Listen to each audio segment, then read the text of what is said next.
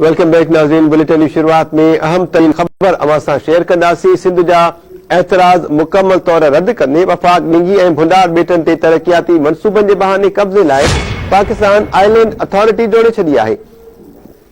ॿेटनि ते नवां शहर सनती तोड़े कारोबारी ज़ोन्स ठाहिण समेत सयाहती मनसूबनि ते कमु करायो वेंदो। इन मामले ते ॻाल्हि कयूं पिया। पीपल्स पार्टी जी सीनियर अॻवान नफ़ीसा शाह साहिबा असां सां टेलीफोन लाइन ते आहिनि। अस्सलाम वालेकुम मैडम। वालेकुम सलाम। बड़ी मेहरबानी टाइम ॾिनो।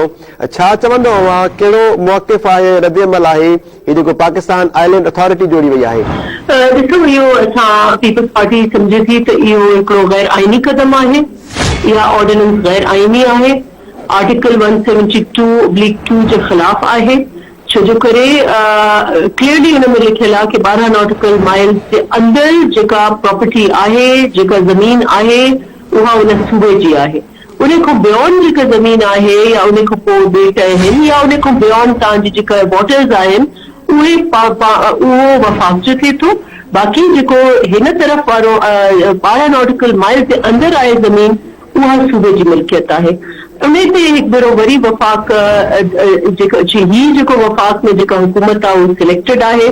उहे IIEN खे पाकिस्तान जे आइन खे कमज़ोर कजे ऐं पाकिस्तान जे आइन जे ढांचे खे ऐं वफ़ाक़ खे कीअं कमज़ोर कजे, ऐं उन हिकु भेरो वरी हमलो कयो आहे सिंध ते। ऐं इहा गैर आइनी क़दम आहे ऐं इनशाला इन ते ज़रूरु एहतजाज कबो ऐं सेनेट में ज़रूरु इन ते डिसअप्रूवल ऑफ ऑर्डिनेंस बि जमा थींदी ऐं इनखे असां कानूनी हवाले सां बि विढ़ंदासीं ऐं हूअ बि इन ते एहतजाज ज़रूरु कबो।